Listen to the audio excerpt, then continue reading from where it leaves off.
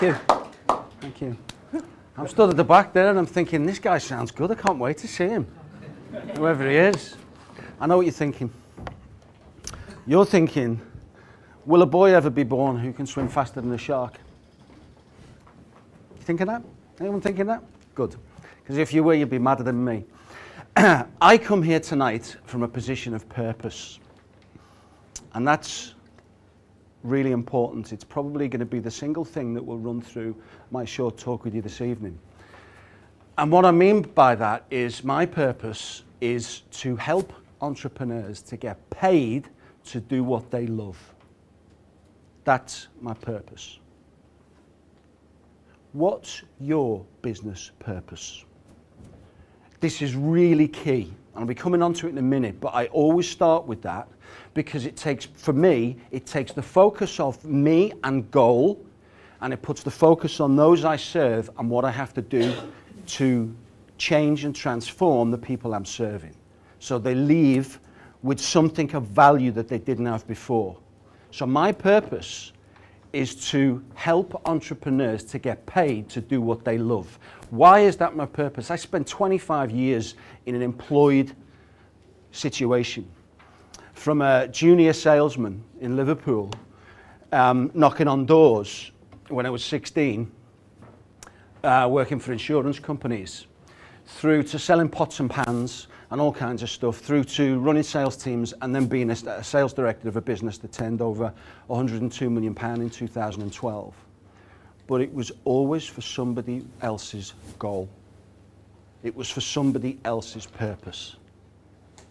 And when I made the decision last year, it's only a year I've been doing this coaching lark, I made the decision last year to do what I always wanted to do, which is to go out as a coach and to help people to find that thing that they love, that they do for free if the world was fair.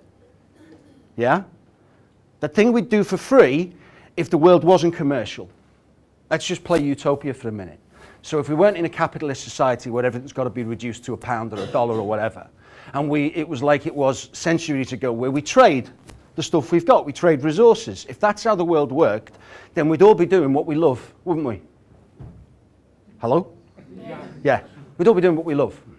Well, I believe that the world can be like that, so I took the leap of faith, 43 years old, and I decided to leave a six-figure. This is one of these stories. You know when you hear people who say, I was nothing, and now I'm everything. I'm actually the reverse. I'm an anti-guru, okay? And I don't give a shit. I mean, what you think of me is your business, not mine. So it's just like truth.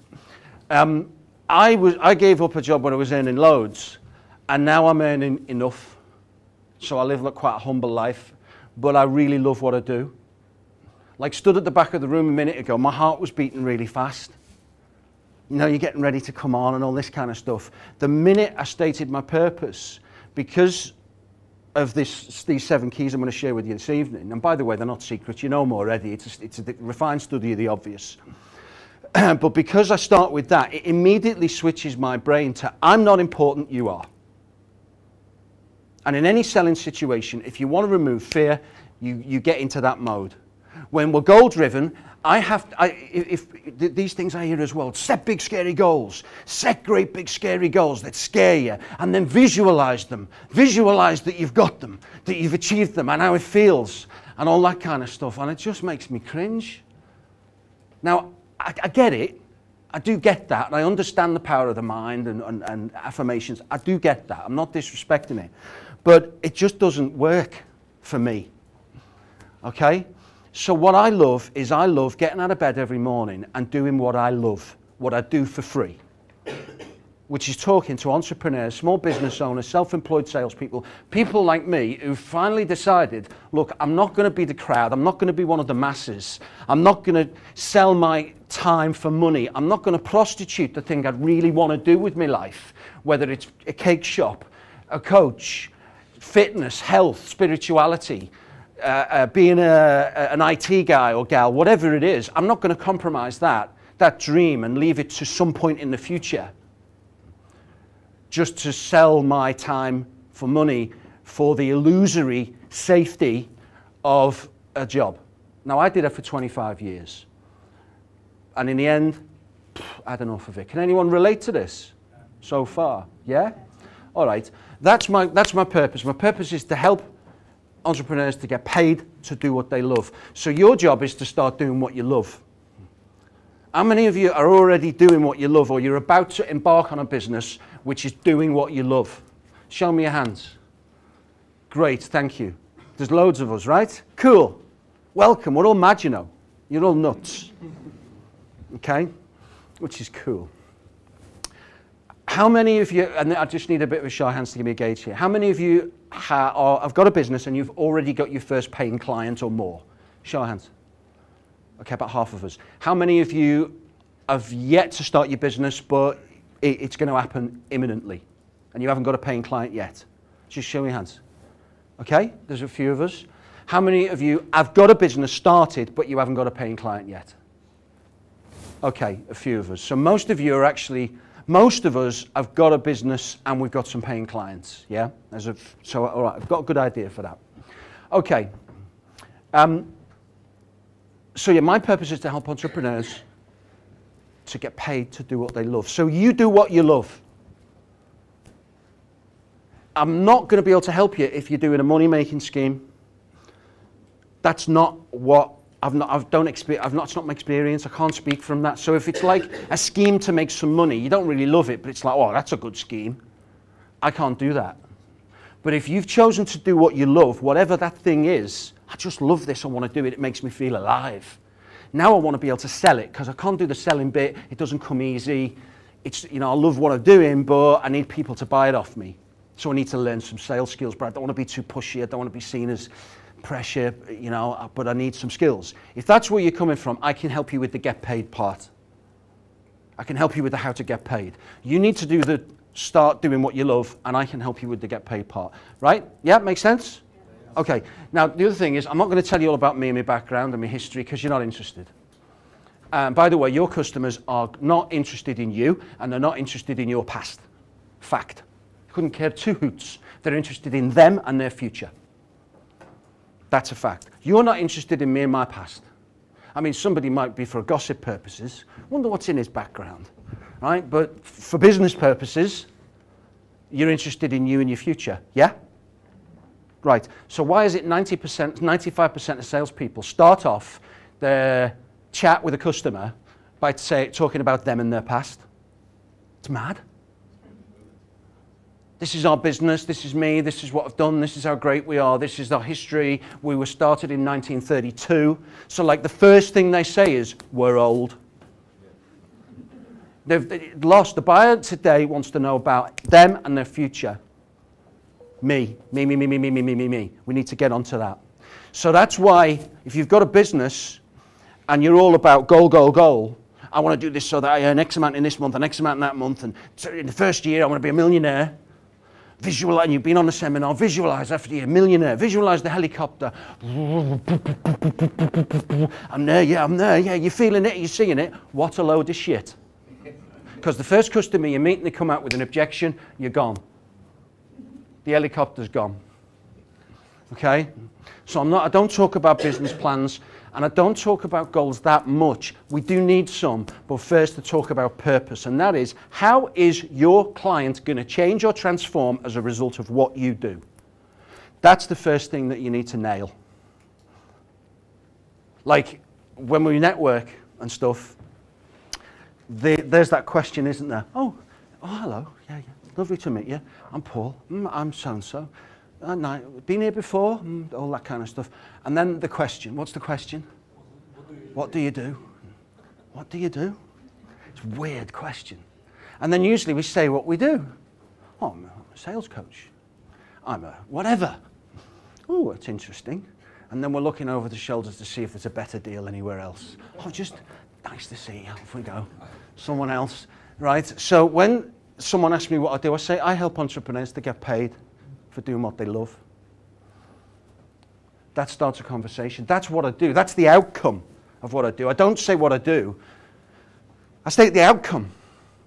So you need to, if you want to inspire people, you need to live from purpose. You need to inspire from purpose. Purpose is not about you.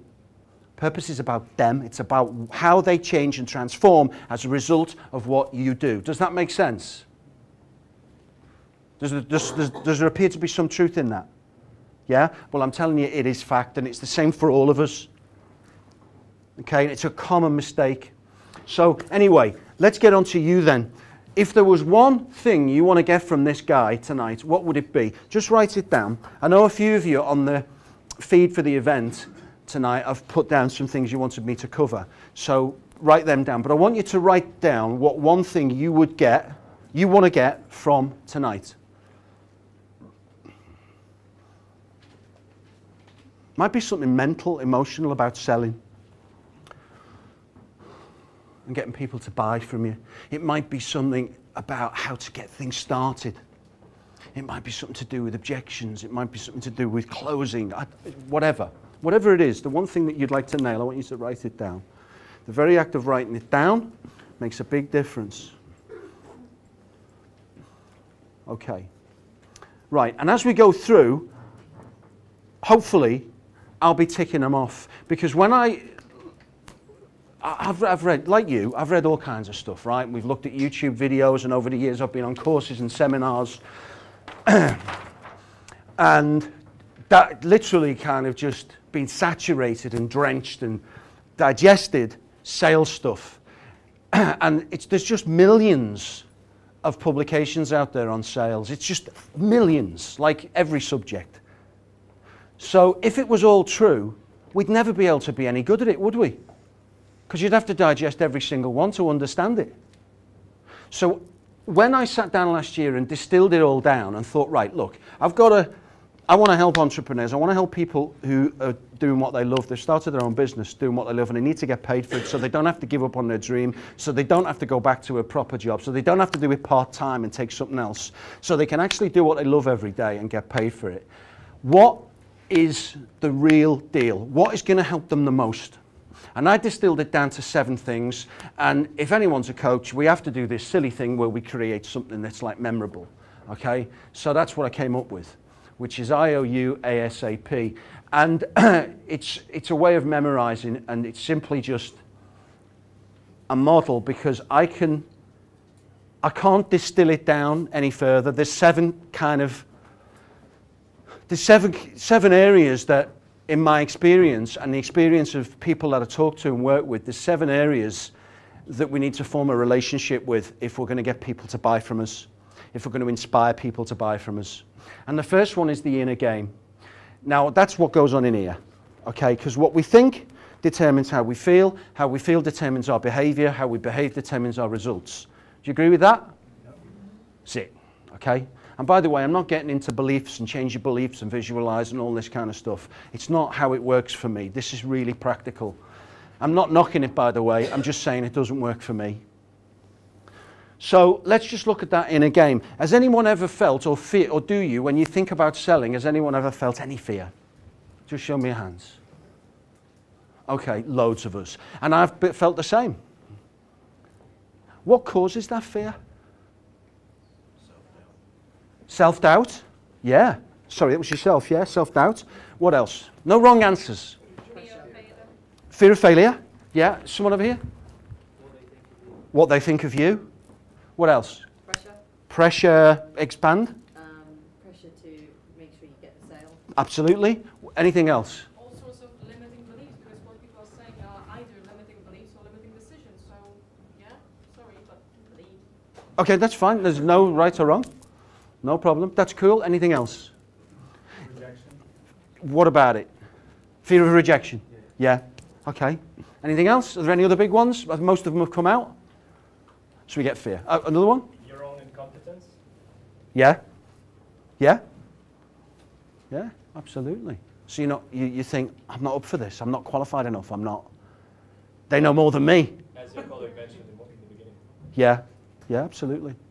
Any others? Okay. Now, one thing in common with all those fears is they're all self-centered. Every one of them. Nobody ever says, I'm frightened for the customer. We're all frightened for us. What's all that about? That's what happens when we're living from goal. We don't realize it, but mentally we've set it up. It is set up that we must sell, that I must sell you.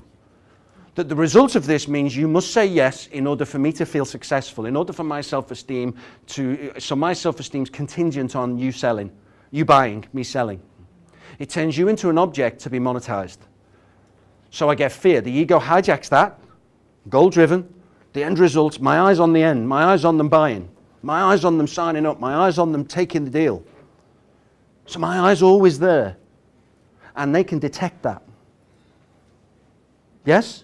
They can detect it. Not only that, but the ego hijacks that ahead, and the ego starts saying, do you know what could happen here? You could get rejected. Are you sure you know your stuff? Yeah? Got that voice? Has anyone else got that voice, or is it just me, mad scouser? No? Everyone's got that voice, and it's the ego that hijacks goal. Now, I'm not saying goals aren't important, but there's something else first, and that's purpose. And you need to live from purpose if you want to inspire people to buy from you. That's not an opinion, it's actual fact. It's biological fact. You can't argue with it. You can say I don't believe it, but it doesn't care. It doesn't care, it's a biological fact.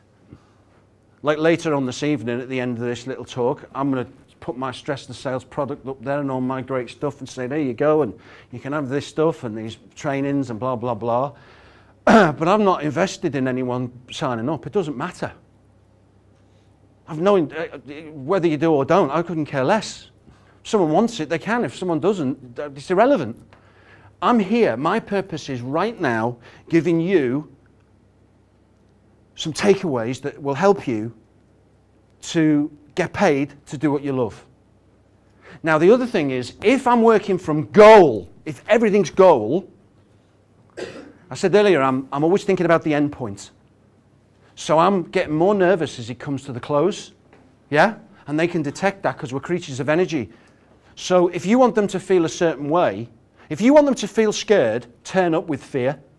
Because that's the first thing that gets bought. If you want them to feel relaxed, turn up relaxed. I'm not saying, you know, have a joint in the car park. But what I'm actually saying is focus on purpose before you get in there. Focus on them. What are their problems? What's it like to be in their shoes? What are their fears and concerns? Where do they want to go? How can you change that? How can you get so lost in purpose with them that they actually feel it from the get-go and they think this gal, this guy is genuinely interested in solving my problems and they can't detect, I must sell, I must sell, I must sell. Does this make any sense? Yeah? So, switch it. Define your purpose. Because when you get on purpose, you're not worried about the end. You're present every moment. You're present in the moment. Now, of course, at the end, once we've covered these 7 keys, you're going to ask for the order. Or they're going to say, what's the next step? Of course you are. But whether they buy or not is irrelevant, because if you work from purpose, the result is enough people will buy from you.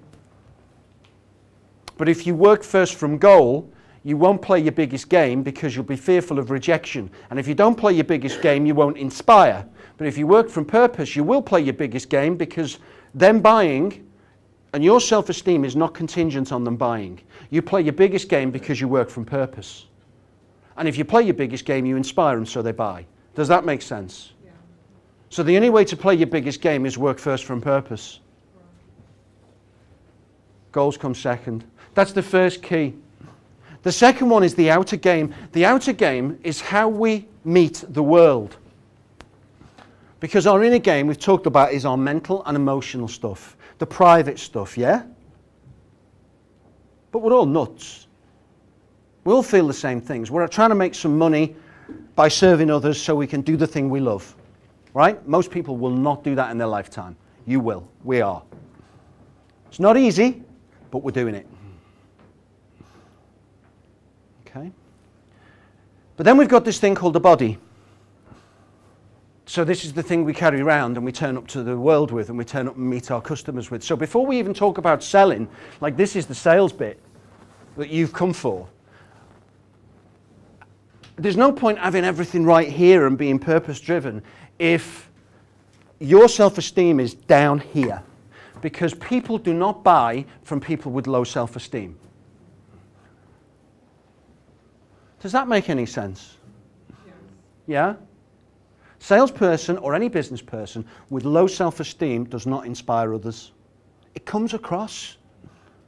We're so, 90% of communication is non-verbal. You're making decisions now about me. First 2 seconds, you're eyeing everybody up constantly. Your clients are doing the same with you. You're doing it with everybody else. It's automatic, yes? If you detect fear, you're onto it. Why are they frightened? If you detect low self-esteem, it's not an attractive attribute, is it? There's also energy. And I went to a seminar on health, and the guy presenting, it was about 28 stone. And he was talking all about health and wellness. Now, there's nothing wrong with, I mean, it doesn't matter what our weight is. I'm overweight. It doesn't matter. But if I'm talking to you about health and wellness, it's a bit weird if I haven't got any energy. And I'm, anyway, this is how you do some sit-ups. It's just not credible, right? So it's about our energy. People talk about time management. I'll come back to that in a second. Let's talk about your self-esteem.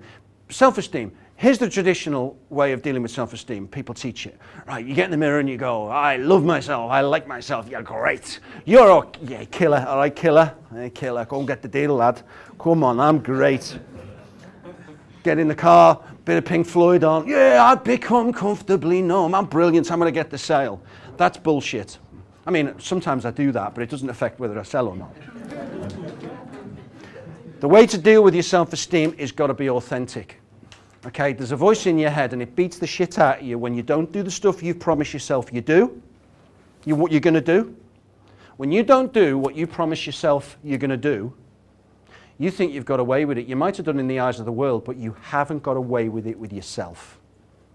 When you don't start doing the stuff that you say, I'm going to do more of this and I'm going to do less of that, because the voice says it, you've got to stop doing that. Dickhead, why did you do that? Calls your names, doesn't it? Does your voice call your names? God, I'm glad I'm like at home here down in, you're the same in London as we are in Liverpool. Your voice calls your names. Calls you really bad names, actually, sometimes. But that's because it's your conscience saying, look, why are you doing that again? So all the stuff you want to do, I'm going to get up early, I'm going to do my exercises, I'm going to do my prayers, I'm going to then do this, then I'm going to do that, and then I'm going to do the other. Okay, if you can't go from one extreme to the other overnight, but if you, I must be on time, I want to get fit, I want to do this, whatever it is, you have to manage your energy, not your time.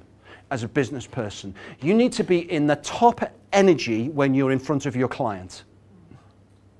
So people who say, right, okay, tell me through your day, John, when I coach people, one-to-one groups, whatever, talk us through your day. Well, I got up and I was going to do my cold calls, but I thought, well, I'll just do all my social media stuff first. And then it was then lunchtime, so I had some lunch. And then after lunch, I've got my cold calls to do, my 20 cold calls. But I was knackered, so I thought, like, I'll do 40 tomorrow. Okay. And how do you feel about that? What's the voice saying? Self-esteem's gone down a bit. Does that make sense? Yeah. You haven't got away with it. We don't get away with it. So, when's your best energy? In the mornings. Yeah. When is your customer's best energy? In the mornings. So why don't you do your cold calls in the mornings? Get them out of the way. Feel great. Have your lunch. Do the low energy stuff, your social media, your emails. Do the low head gear stuff, the low head brain stuff in the afternoon. It's that simple. But only you can do your own inventory. So if you want to improve your self-esteem, stop doing the shit that you don't like doing, that you think you're getting away with, that you beat yourself up for all the time, and start doing the stuff that you promise yourself you'll do. So what I usually say is, okay, just go away and deal with one stop and one start this week. So where you've said, I must stop doing that. Whatever that is that's sabotaging your business, sabotaging your day, sabotaging your email marketing, your cold calling, your energy. You're turning up, you're making appointments for the wrong times when your energy is low. Don't see your clients when your energy is low. Have a kip. If you're going networking in the evening, why are you working from 6 all the way through? It's madness. We're not robots. Manage energy, not time. Make sure you turn up so that you're in the right energy, you've got high energy and you're on purpose, and that way you'll ooze self-esteem, you'll ooze natural energy, you will be interested, you will be present, your mind won't be wandering, and you'll be there in the moment, and that will pull them into the moment as well, because we're creatures of energy. Make any sense? Yeah. Stop, this week, take one thing that's bugging you and stop doing it. And one thing that you've said, I've got to start doing this, I've got to be more, I've got to do more, whatever it is, start one thing and stop one thing. See how it improves your self-esteem.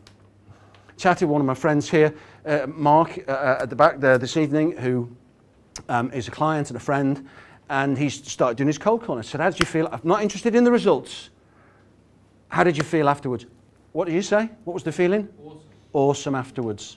And I don't want to know the results, because typically you go, oh, did you sell anything? I'm not interested in that. I want to know how he felt. Because how he felt means he's going to do some more. And the results will come. So it's about how you feel when you stop doing that thing as your self-esteem goes up. Make sense? Yeah. Some of this might not make sense, but I've just got used to this makes sense question. So if you get fed up with it, I apologize. All right, some of it doesn't make sense, but often the paradoxes in this world are the biggest truths. Let's now move on. Before I do it, I want to talk about habits. Your habits determine your self-esteem as well. It's about, and also they set you up for the day. So what do you take in the morning? You wake up to is your alarm set to the news, so you wake up at 7 o'clock and the news is on and you wake up to bad news going in your head. Great setup for the day. Do you get up and it's like, God, I'm running late, and you're flying around and your head's going, oh God, you're going to be late again, or, oh, I'm here again. Oh shit, I've got to do that thing I hate. How do you set up your day? How do you set yourself up in the right way? What do you take in? Do you listen to crap on the radio, or do you listen to rubbish, or do you listen to stuff that's in tune with your values and your purpose? What do you read? What do you expose yourself to? What do you not? What do you stay away from? I stay away from mainstream media. My mother watches Sky News on loop. I stay away from mainstream media because of what I just said. That is not of no use to me whatsoever. I'm not suggesting there's anything wrong with mainstream media, but for me, it doesn't work. So what for you do you expose yourself to which gets in the way of your purpose, which gets in the way of you genuinely feeling good about who you are and what you can do? And if things are getting in the way, stop them. If there's toxic people or toxic behavior, stop it, because it'll affect your self-esteem. If you've got people dragging you down, whoever they are, get rid of them. Or set some boundaries. If you're a gossip, stop gossiping, because gossip actually leaves a reflection which says people can't be trusted. It's what it does. Think about the habits that you don't like that you engage in. Watch your self-esteem rise as you stop and start doing these things that you know you should stop and start doing. What's it all for? What's the point of this? What's this got to do with sales? People buy from people with high self-esteem. People don't buy from people who are cocky and egotistical and talking all about themselves, but they buy from people with high self-esteem who are coming from purpose. Yes? It is a fact. And it will show. We can't fake it these days. I don't think we've ever been able to fake it. This old fake it till you make it. I don't get that. I also don't get affirmations about self-esteem. I get practical stuff. Let's change some shit that's bothering us. Let's clear it away so that we feel better about us. When we turn up to that client, we've got a whole lot of energy, which is the right kind of energy, and we're interested in them. And the final thing is goals, goal setting. And all I'm going to say tonight about goal setting is traditional goal setting is you have a goal for, say, 90 days, yeah? And then you set this week, and you're going to do this week, and that next week, and that in that 30 days, and we're going to be here and there and there and there, and at 90 days I'll have that. That's traditional goal setting. Yeah? That's what it is. Do it the other way around. So start with 90 days, and then say, right, I need to live from purpose, but I have to have some yardsticks. That's what goals are. To give me a sign post as to whether I'm serving purpose well enough. Because if you serve well enough, your goals will just take care of themselves. So 90 days. So in order for that to have happened in 90 days, what must have happened after 60? Right, these things must have happened after 60. In order for these things to have happened after 60, what must have happened after 30? So what must then happen at 29, 28, 27, 26, 25, 7 days, 6 days?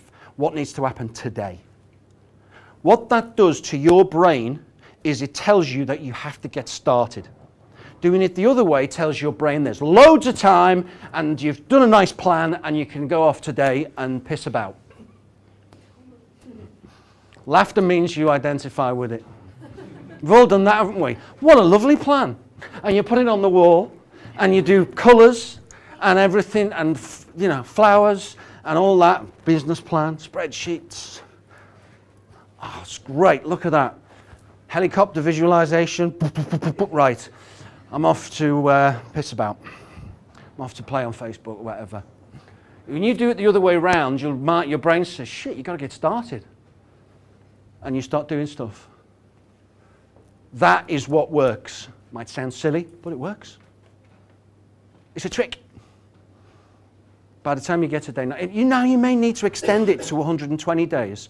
But what won't happen is you'll get to day 60 and you've messed about and done bits and pieces and you'll think, oh my God, I've got to do all this stuff in the next 30 days. And then you think, it's too much. Sod it. And the goals and the business plan go. I tried that goal setting, but it didn't really work. Do it in reverse. Judge by results. It's a trick. It works. It's a trick you're doing yourself. Third thing. So we've got the inner game, the outer game. Third thing is UVP, not USP. These days, any product can be copied. Maybe not to the same standard, but anything can be copied.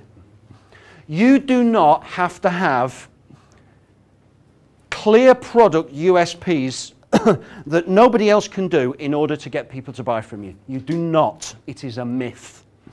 Now, if you do, like there's a lifetime guarantee that you offer that nobody else does, or a return on whatever it is that you offer that nobody else does, that's great. But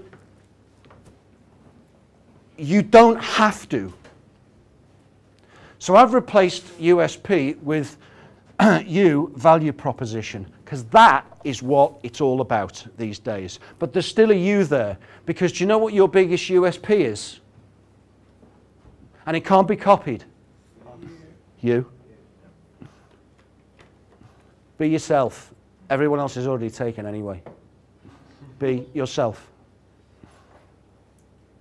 People, like I'm myself, this is like me. Meet me outside, anywhere, in the morning, afternoon. Be yourself. You can't compete with a myth. Don't try and be someone else. Be yourself. Let it flow, whether your quirks and all your funny imperfections. People love it because they've got them.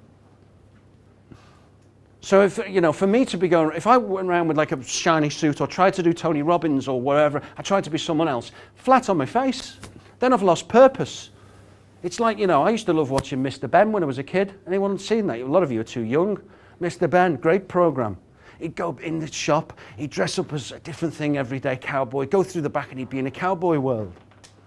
But when we put masks on and we pretend to be somebody else, they can spot it. Yeah? You are the biggest USP.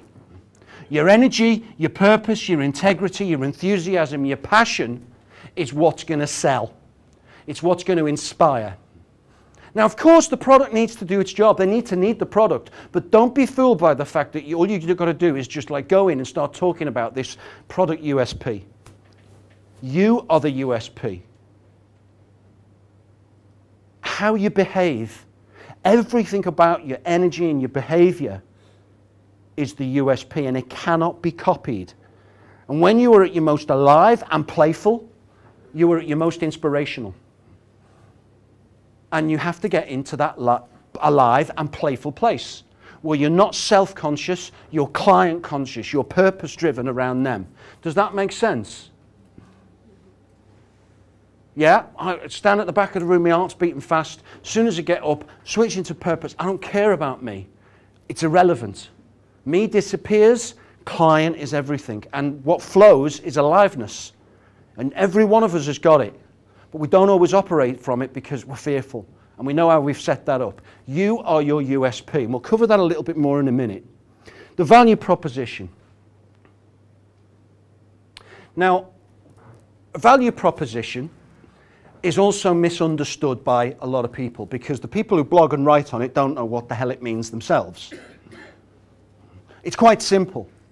If I spend £1 with you, will I get 50p's worth of value or will I get £2 worth of value? That's it. If I spend £1 with you and I get 50p's worth of value, I ain't buying again. If I spend £1 with you and I get £2 worth of value, I'm buying again. Your product does one of three things, or it does two or three things, or three things, but there's three things your product could do. One, drive sales. So what you do and what you cause could drive sales. Yes? Could drive people's sales, could increase their sales. Secondly, what you do and what you cause could save their costs, cut their costs. Yes? Those are the only two tangible things your product, the result of your product can do. Tangible. Like represented in money. It can drive sales or it can reduce costs. Marketing is ultimately on the road to sales as well. So those are the two things. What you cause drives sales or what you cause reduces costs. Yes? There's a third one. And it's not monetizable, but you can make it. And the third one is it doesn't immediately add sales to them and it doesn't immediately reduce costs if it's business to business. But this is lifestyle stuff.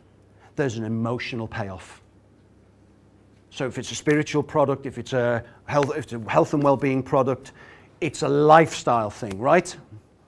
So they're getting feelings of their value from buying your product. You can't put it in a this cuts costs or this increases sales, but it's a massive emotional payoff. They just think, sod it, it's worth £1,000 because I want to feel good.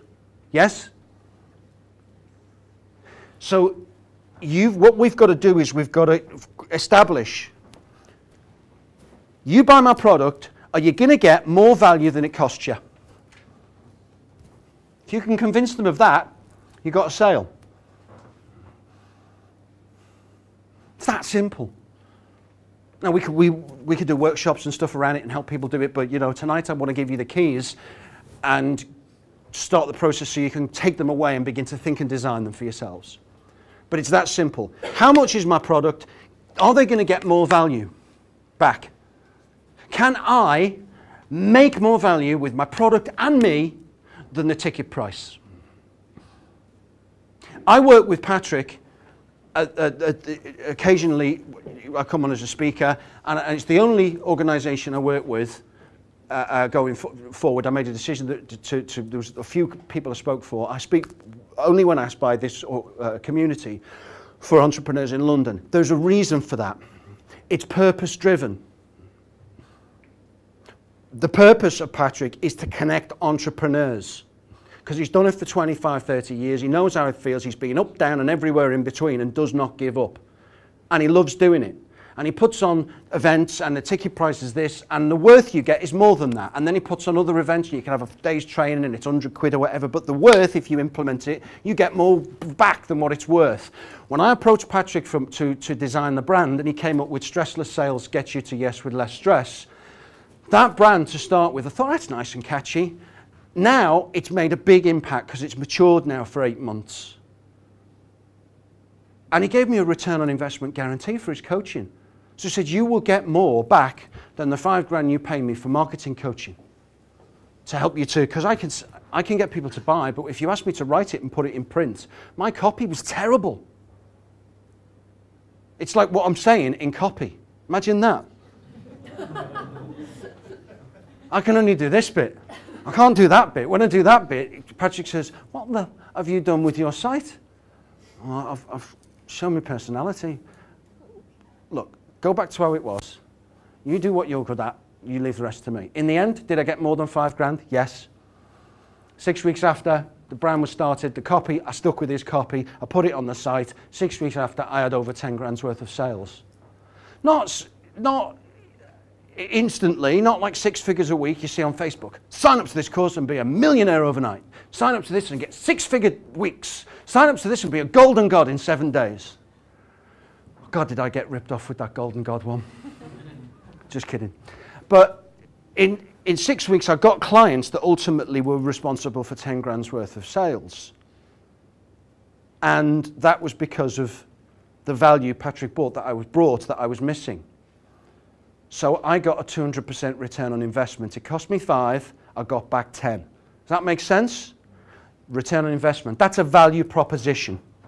That is, you pay me £1, can I give you a value that's more than that? If I can, and you believe me, and I can demonstrate it and prove it, and I'm coming from purpose, and you like me, and my self-esteem's good, and my energy's good, and I'm listening, and I'm present, then you're likely to say, well, give it a go. Especially if it's guaranteed. Yes? So work out what you can promise your client. Because vague stuff won't work. You're not going to inspire them. Vague thing. What am I going to get back? Well, we'll try and we should be able to do that. Yeah, forget it. Forget it these days. Okay. The next one, so we've done the IOU. The next one is be a master asker. Now, I don't mean a pest where they say to you one day, look, don't come back, we don't want it, and then you go back and you ask again. I'm not saying that, or you keep phoning the same person. Yeah, I know it was only 20 minutes ago, but have you had a chance to think about it? Do you want to change your mind? I'll phone back in half an hour. I'm not saying that. What I'm saying is you've got to work out what really are the best questions, because there's some crap questions that salespeople ask. Especially when they go in and there's somebody they're in competition with, so there's another supplier in there, and they think it's clever. Someone's put them the idea in their head that says, well, ask about the competitor. Oh, so what do you like most about your current supplier? Well, they're really nice people. They take us on corporate days to the football, and the prices are all right. Could be a bit cheap. The service is pretty good. We quite like them and stuff, you know. What have you just done? You've just trained them to start thinking how good their supplier is. Okay, what do you like least? Well, they're all right. Prices could be a bit cheaper, service sometimes, but you know, what are your prices? You're leading them down the wrong road. Makes sense? Ask the right questions. The most powerful, you've got to be a master asker. You've got to be a master asker. You've got to know what questions to ask. What does that mean? I'm going to give you one for free, okay, because it's the most, I know you've probably heard in the past open questions and closed questions and all that kind of stuff. Fine, you can Google that, you can see that, and there's good stuff there. But I'm going to give you something that might not, it might come up on Google, but it's something that's a real takeaway. The most powerful start to any question in inspiration, persuasion, whatever you want to call it, the most powerful word to start a question is one of the smallest words in any language. Now, in English, it's a very small word, 2 letters. If. Love it. Love it, yeah. If. You need to write down those questions. Somebody give me a product that well, let's do it with your good self. What's your name? Andy. Andy, good to meet you. What product do you actually provide? We introduce companies to investors in London. Okay. So the company is on requiring investment? Yes. Yeah? Correct, yeah. Okay. So, if I could, so you're an investor, yeah? We provide the service. I know, sorry. Let's play the game. Sorry. Yeah. You be the investor. Okay. I'm the company doing the pitching. Yeah. So I turn up with my jeans and my kickers on with a Scouse accent. You've already decided, forget it, pal. But if I actually, and I turn up in the right place, I'm purpose driven. All right, I want the investment, but I've got to convince you that I'm good for it. Yeah? Now, if I can show you, if I can demonstrate to you that the investment I'm asking for is going to give you a return of at least 27% in the first year, if I can demonstrate that, would you feel confident about trusting me with your investment? If I could demonstrate it beyond a shadow of a doubt. Yeah? Cool. That's how you start. Because I've closed him already. If is the key. It's hypothetical, it means imagine, it means let's pretend, it means just supposing. Now, what have I got to be able to do, though, to fulfill that? Demonstrate. I've got to demonstrate that I've got the ability to return 27% return on his investment. Yeah? Let's have another product. Let's go over here. Yourself, what's your name? Justin. Justin, good to meet you, Justin. What's your product? It's an online mentoring platform. Fantastic. So you mentor who's your client? What are they looking for? The business owners, usually. Okay, and so you're coaching on business success? Not personally, but I work for the company. Okay, so when people come on, what role, what do you serve? What's your role with the client? We provide the platform so we connect the mentor with the client. Got it. So you connect the mentor with the client. Yeah? So if you were coming to me and saying, right, you're a coach, Paul, I could connect you with some clients who want mentoring. Yeah? Okay? What you could do is the traditional approach, which is to do a pitch. Pitch, pitch, pitch, pitch, pitch, pitch, pitch. Elevator pitch, 5-minute pitch, this pitch, that pitch, the other pitch. Now, I'm not knocking it, but it's pitch, pitch, pitch. And it doesn't work for me. I want questions first. Questions are persuasive. Questions get the other person in their own mind thinking. That's what they do. So what you would do is you'd say, Paul, I think I could get you some clients for coaching, if you were interested, of course. Now, if I can demonstrate to you that this platform, well, there is a cost to it, but if I can demonstrate to you that this platform, in the first 30 days, we will hook you up with 20 people who want mentoring. If I could demonstrate that to you, when would you want to get started? See, that question is irresistible. Not 15 questions, not how are you, how long have you been in business, all this crap. People want you to get to the point. If I can demonstrate to you that, would you be interested in taking action on it? If I can demonstrate to you, whatever it is, if I can demonstrate that I can get you to lose 1 stone without doing stacks of exercise, just by some changes to your energy, some changes to your routine, and a little bit of tweaking to your diet, if I can demonstrate to you that we can do that in 30 days for a cost of X, when would you want to get started? So it's about constructing that question. Does this make sense? If is the key. If means let's pretend. It has conditions in it, and as long as you can satisfy the conditions, then you are more likely to inspire them to buy. And this is the thing. I claim gets you to yes with less stress. More sales with less stress. Not you'll sell everything. You won't. I can't sell everything. I've never sold everybody I've ever spoke to. It's not going to happen. And here's a beautiful thing for you, by the way. This is one to take the pressure off, big style. Okay? You don't have to sell to everybody who needs your product. One, you don't have to sell to everybody you speak to. And by the way, you're not going to. None of us are. Secondly, you don't need to sell to everyone who needs your product. You're going to sell to the people who believe what you believe. You're going to sell to the people who like your purpose. You're going to sell to the people who, when you state your purpose, they feel warm because that is what they believe in. For instance, when I said earlier, my purpose is to help entrepreneurs to get paid to do what they love, what went through your head, or what did you feel or think at that moment? Anybody? Not getting paid. You're connected. Okay. In the right place. It's in the right place. Anything else? No? It's exactly what we want. It's what you want. Yeah. And it just so happens to be what I can do. So it's not a load of bullshit. It's actually how I need to operate and where I come from, what I come as, who I come as, and how I operate.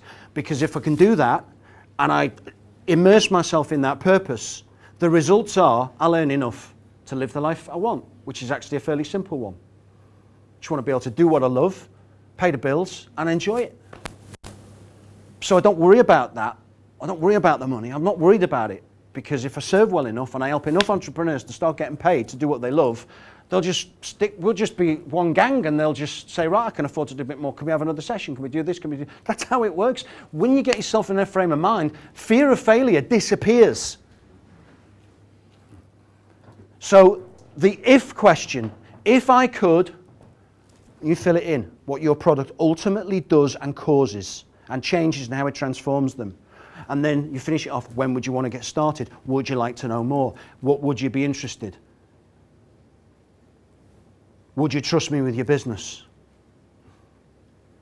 So if I could, you fill in the gap, and then when would you want to get started? How would you want to go forward? Construct that question and start asking it, and be surprised. You'll be surprised at the results, because it's more inspirational than going into just a pitch.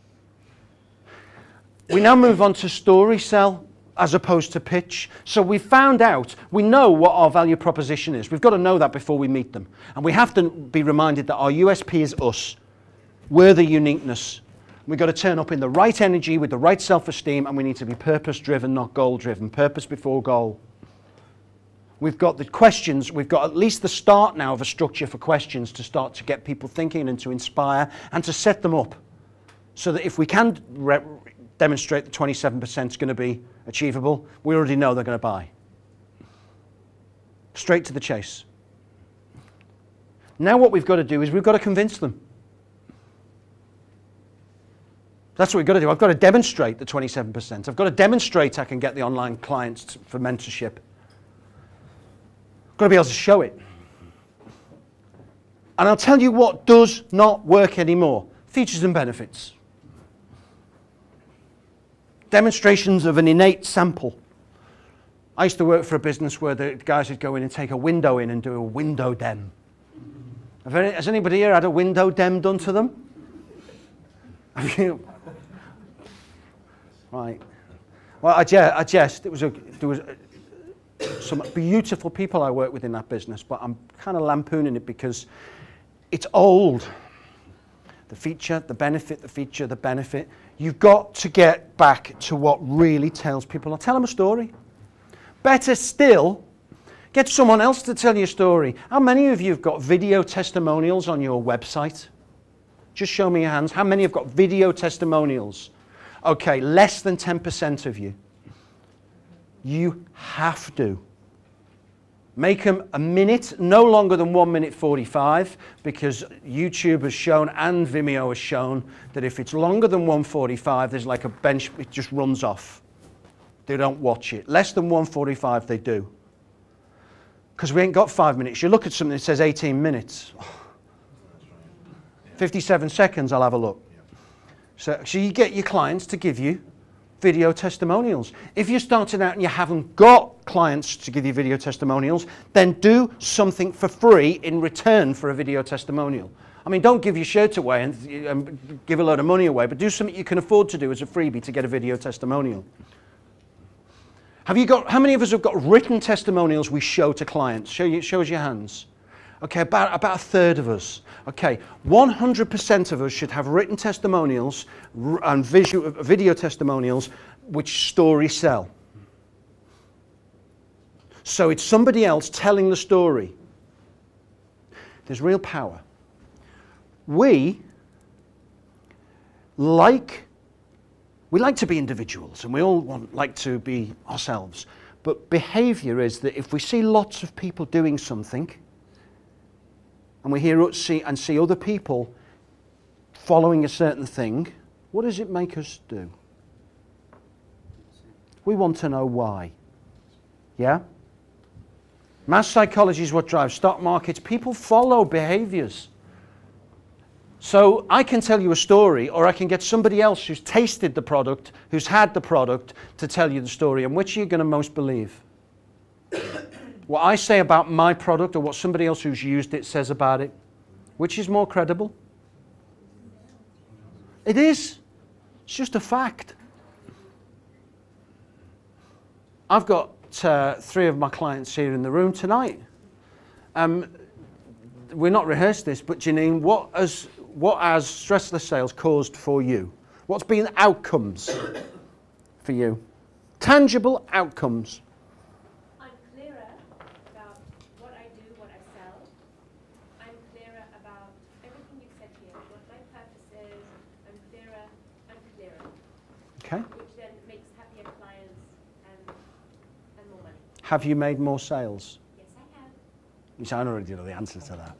Have you got less stress about it? Yes, I have. Okay, so it's a credible claim. You're not going to be a millionaire overnight, but it's a case of these things, when put into action and coached and worked through and designed and personalized regularly, will create more sales, will create less stress.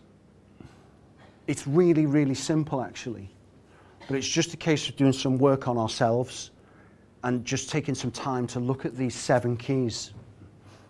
So you need testimonials, you need stories. And when you're telling stories, what you need to do is start with the feelings that other people have had, the problems other people have had before they started working with you. You don't go through a whole process. What the problems they had before they started working with you, and the cost in money, in lack of sales, or in emotional pain. And then after they were working with you, the results, how that was better, how did they then feel? So it's before and after. You don't need to do the middle bit. People are only interested in before and after. And you need those examples and those stories. Make sense? Have the stories to tell, to show, with testimonials. The next one is action. And that's how you complete. I don't say close the sale, I'll say complete. Because completing the sale is the natural, congruent outcome of everything that's gone before. If I've demonstrated I can provide 27%, then what I'll do is I'll summarize and I'll say to you, right, okay, started off by making a really big claim this evening and saying I can give you 27% return on your investment in 12 months. I asked what was really important to you, and then I demonstrated how we can bring that 27% around, and that we're prepared to guarantee it. And we've shown that we can probably surpass it, but at least deliver it. So can I assume that we're ready to do some business? Okay, that's it. There's no need for fancy closes. No need for a big, long, drawn-out situation. What you do is you just assume that you're going to work together. Put your hand out. Or the other way to do it is to make a commitment, or a commitment exchange. So you could say to me, right, Paul, look, I've heard what you've said. I've heard what's important to you. I made a claim earlier about we could get you in touch with X amount of people for you to mentor them, and this is the cost, but the return will be far greater than that if you handle the inquiries properly. Yeah? So we're prepared to commit to you now, Paul. We're prepared to commit to you and say that we will put you this month in front of 20 people who want services that you provide. And I'm prepared to make that commitment to you right now. So let's do some business. That's it. You make a commitment and then you shake their hand. This stuff about hesitation, and you hesitate, they're thinking, why are they hesitating? It should be simple, quick, easy, painless. There's no reason why it shouldn't. And finally, the payoff. The final thing is the payoff. And this is really easy. Because this brings us, whenever you go off track, whenever you stop believing, whenever you have a bad day, whenever you think, oh, this is just, too hard. What am I doing this for? Remember this. What most lights you up? Is it the money in the bank, or is it when that client says to you, you changed my life. I can't thank you enough. And you see an emotional change in them and they thank you for it. It may not be you've changed my life. It may be just, I'm so glad I did that with you. It's had this, and you see an emotional change in your client. Is that what lights you up? That's what lights us up. The mind wants some money in the bank for perceived safety. But actually, the payoff for us is, if we work from purpose, we have our self-esteem and our energy right. We've got a value proposition that they're going to get more value than what it's cost. That we remember we are our USP. That we learn and master the if question. We have testimonials and stories we can tell to each client that will satisfy them. We can do what they need. We have a simple way of asking for the order or assuming the order. They will be inspired to buy. And when they then get that product, when you fulfill your promises, and when they say to you, and they give you that feedback, I feel so much better. Thanks for what you did. That's what makes it worthwhile. Yes or no? It is. Now we think it's the money. It ain't. It's the feeling we get knowing we're good enough. Knowing we've changed somebody's life. Knowing that we've made a difference. Knowing that we are worth it. Now if we can do that, you don't need to check your bank balance and you don't need to do this silly goals game. Put all the flowery pictures on the wall. They'll happen. Now I just want to return to where we started.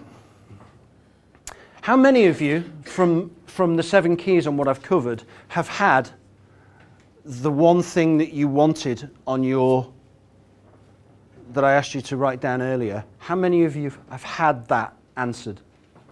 Just a show of hands. Okay, I've got about 60% of you have had that answered. Okay, if I've got one more thing I want to do, and then after that we'll finish, and I'm going to be hanging around, so if there's anybody that's got questions and wants to say, well, I didn't get mine covered, have you got any thoughts on this? Then come and see me, okay? Don't worry, I'm going to be 5 minutes. I don't want you to buy this anyway. There's a question Patrick always says, and I ask this one, it's about responses to questions, and it's about responses to objections. And I found a company up last year. I'd been in a month, and I thought, right, you know, what will I do with my marketing? Before I met him, what am I going to do? I'll get all my LinkedIn connections. I've got quite a few, about 130. Thought that was quite a few. Right? I'll phone them all and say, yeah, I want some sales training, because they were my mates in the corporate game when we were in the financial sector. They were all my pals. So they'll just go for it. So I phoned this guy, and he's an old pal. But actually, when you're not working with them anymore, it's amazing how they're not your friends anymore. And I said, you need your sales team needs sorting out, right? We all know that. So when am I coming down? He said, we've already got a sales trainer, Paul. Now, we could go in traditional, oh, is he good? Is he this? What about that? What does he charge? And I just said, great, I'm glad to hear it. How far ahead of targets he got you this year? Silence. Coffee? Yeah, come on in. Now, I'm not trying to be a smart ass. All that is about thinking.